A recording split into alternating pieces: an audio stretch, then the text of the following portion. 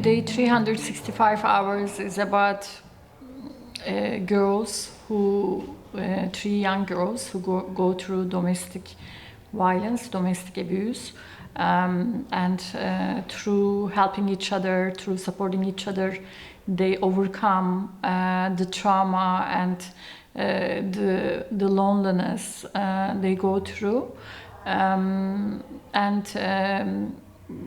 At the same time, it's true that it's also about mothers who maybe don't appear in the film, except for one mother,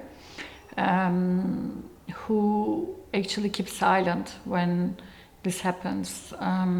Unfortunately, in a lot of the cases, mothers tend to be in denial and don't stand by their kids. But we have one mother in this film, which is not the mother of the girls, but another mother that I introduced to the girls, who actually witnessed what happened to her kids.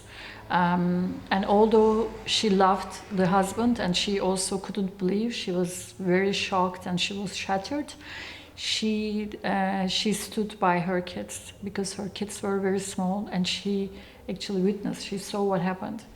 And in this case, she took, even though it meant maybe she risked her life, she risked everything she had, she asked for justice and she did the legal action, and she achieved to put her husband behind bars. So I absolutely agree that the mothers who watch this film, if they can, I don't know, I'm really hoping that the film will reach wide audience, and the mothers who experience this, they will be completely inspired by the Ayşegül character in the film, who, although she loved her husband, she took action and she put her husband behind bars. And she, although she was devastated, she took courage and strength from her own kids. And from a very early age, she got psychological support for the kids. And the mother, she actually attended some screenings with me, and she was very inspiring, and I hope it also reaches mothers, and if the mothers experience such a thing, they will be inspired by this.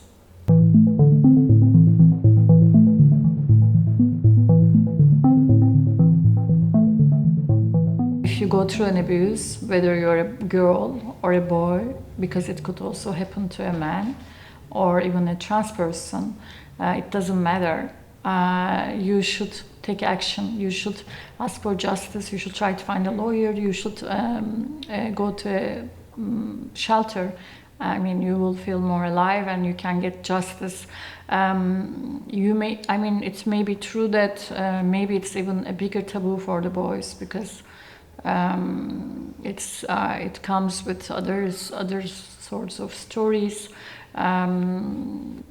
I think it's as common as girls. Boys also have the abuse, but we have this case, and we have it in the church. We have it, we have lots of stories about, it's all around the world, unfortunately.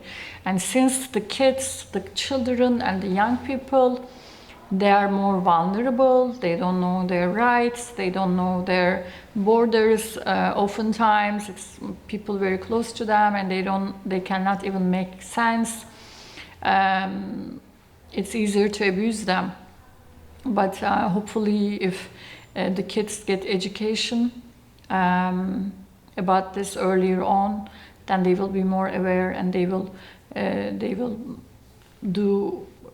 ask for help, I think. I also want to give an example. I was in a screening in US, in Seattle, and a man came to me. Oftentimes a lot of people come to me to talk to me after the screening, and they want to say something very personal about them, or something happened to people they know.